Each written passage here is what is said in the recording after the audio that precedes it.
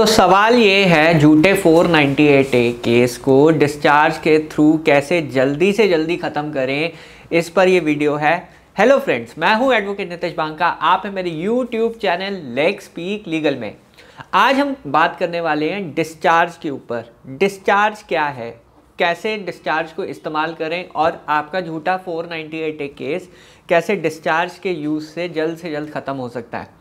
मैं आपको ये बता रहा हूँ, बहुत कम वकील साहब होते हैं जो ये टेक्निक को यूज़ करते हैं, डिस्चार्ज को यूज़ करते हैं और अपने क्लाइंट्स के लिए रिलीफ बहुत कम वकील साहब इम्प्लीमेंट करते हैं। तो ये जो टेक्निक है मैं आज पूरी बताने वाला हूँ, पूरा वीडियो देखिएगा।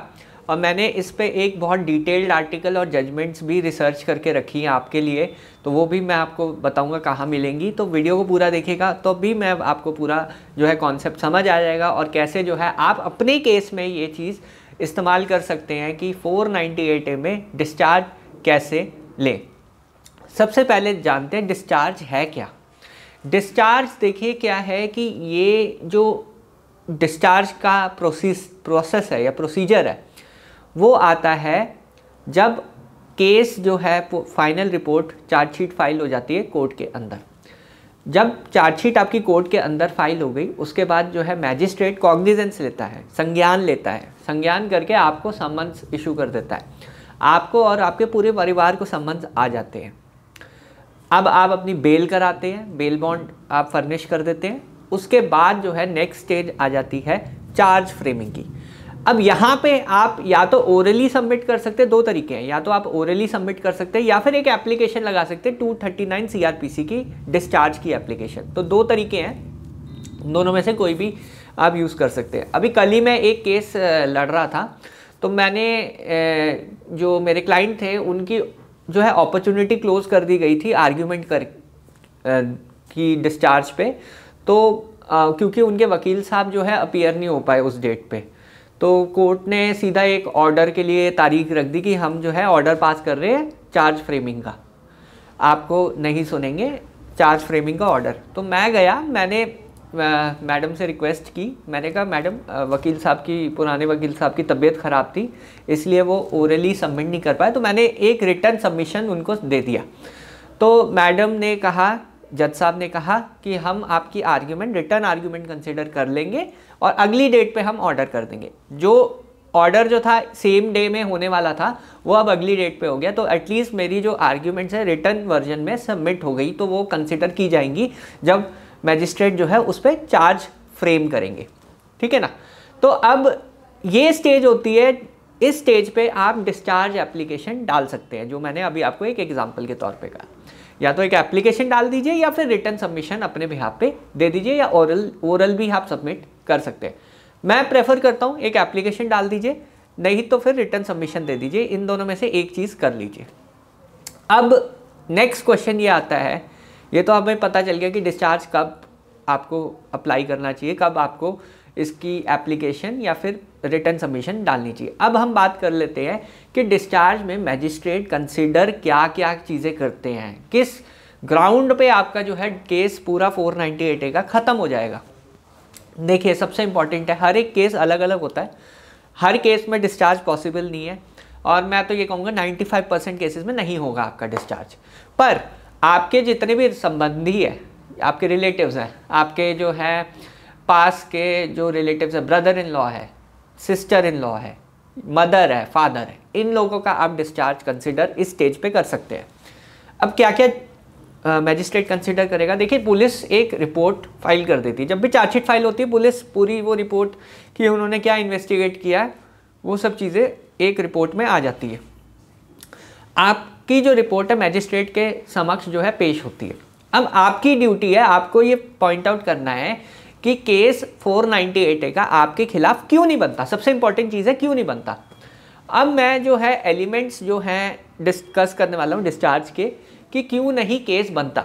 सबसे इंपॉर्टेंट चीज़, पहली चीज़ ये है कि आपका जो पूरा मटेरियल है, आप ये कह सकते हैं कि जो भी जनाब इसमें मेरे खिलाफ आरोप है, जो भी आरोप है मेरे खिलाफ वो वेग है, उसमें कोई भी डेट, टाइम, प्लेस, ये कोई स्पेसिफिक इंस्टेंसेस नहीं जो है कंप्लेनेंट ने लिखे मेरे पास, इसलिए ये केस फिट है डिस्चार्ज के लिए।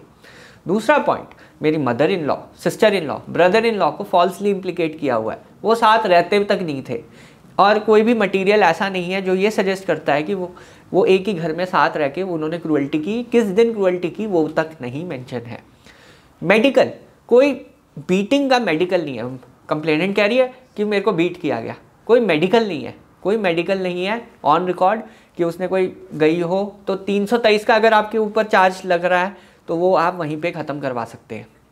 फिर 354 का चार्ज आपके ऊपर अगर लग रहा है तो आप बोलिए कि 164 की स्टेटमेंट नहीं रिकॉर्ड हुई, कंप्लेनेंट की 164 की स्टेटमेंट ही नहीं रिकॉर्ड करवाई आईओ साहब ने, तो वहाँ पे भी जो है 354 का भी चार्ज ख़त्म होने के चांसेस हैं। अब आते 406 के चार्ज पे। जनरली यही होता है 498 406 354 यही होता है, या 376 में अगेन मेडिकल और 164 का आप कह सकते हैं कि कोई बयान नहीं हुआ।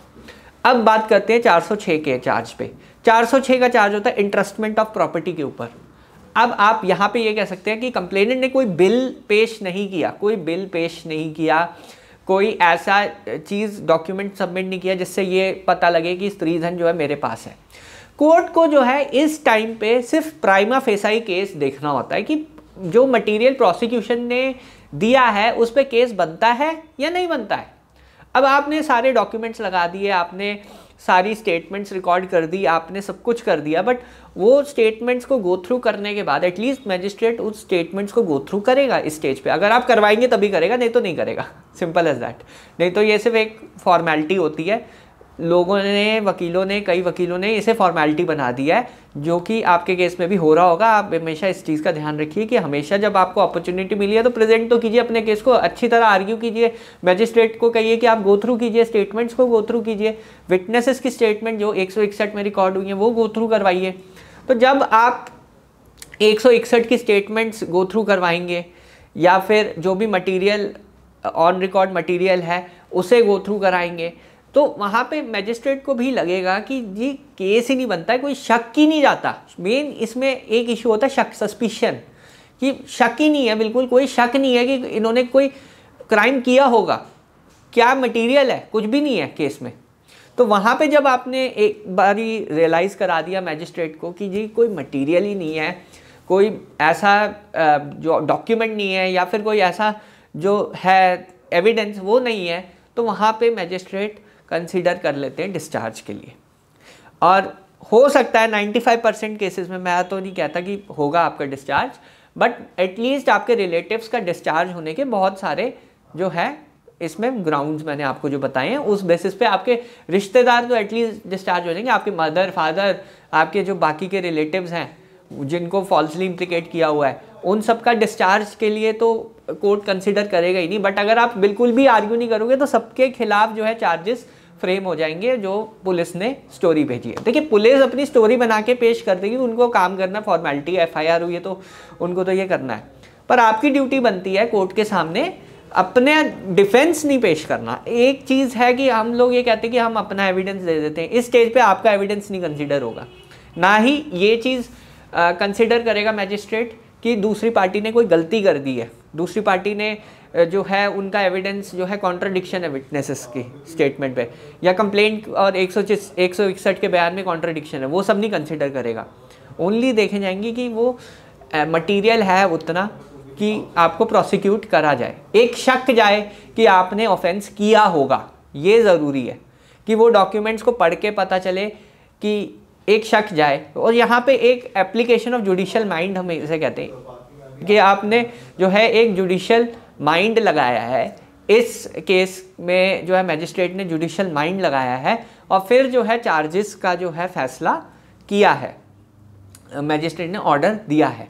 तो यहाँ पे आपको ये चीज़ कंसिडर करनी ही पड़ेगी कि जो सस्पिशन है, मैजिस्ट्रेट अगर आपके ऊपर पूरा शक जा रहा है मैजिस्ट्रेट को, पर हाँ यहाँ पे ये है कि मैजिस्ट्रेट वो डॉक्यूमेंट जो भी अगर मेडिकल डॉक्यूमेंट्स है उसकी ऑथेंटिसिटी की वो जो है सही है या वो जो है फोर्स्ड है, उस क्वेश्चन पे नहीं जाएगा। वो देखेगा अगर मेडिकल है तो ये मानेगा कि ठीक है चलो मेडिकल है, अगर ये सपोज ट्रू है, क्या आपने फिर इसका मतलब ऑफेंस किया है। ऑब्वियसली आपको एक अपॉर्चुनिटी ट्रायल के दौरान भी मिलेगी क्रॉस एग्जामिनेशन के लिए कि जो जो डॉक्यूमेंट्स कंप्लेनेंट ने लगाए हैं वो झूठे हैं या फिर उनका क्या वो है उसका पर्सपेक्टिव, उसके लिए आपको क्रॉस एग्जामिनेशन की अपॉर्चुनिटी दी जाएगी। पर अभी इस स्टेज में आपको कोई अपॉर्चुनिटी क्रॉस एग्जामिनेशन की नहीं दी जाएगी, ना ही ये देखा जाएगा कि आप जो दूसरी पार्टी ने डॉक्यूमेंट दिया है वो सच्चा है या झूठा है। तो यहाँ पे इंपॉर्टेंट चीज़ ये देखी जाएगी डॉक्यूमेंट है या नहीं है तो क्या वो डॉक्यूमेंट क्या कह रहा है।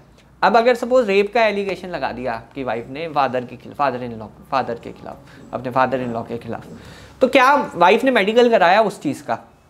अगर मेडिकल कराया है तो 376 का चार्ज तो लगेगा, ठीक है, इररिस्पेक्टिव कि वो मेडिकल जो है सब्जेक्ट मैटर है आपका क्रॉस एग्जामिनेशन का। आप ये कहते कि उस टाइम तो मैं था ही नहीं तो मैं कैसे कर सकता हूँ, तो वो आपका डिफेंस होगा, वो इस स्टेज पे नहीं कंसिडर किया जाता।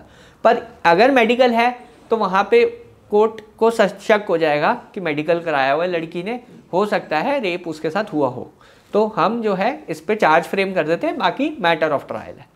तो यहाँ पे हम कह देते हैं मैटर ऑफ ट्रायल है बाकी सारा कुछ।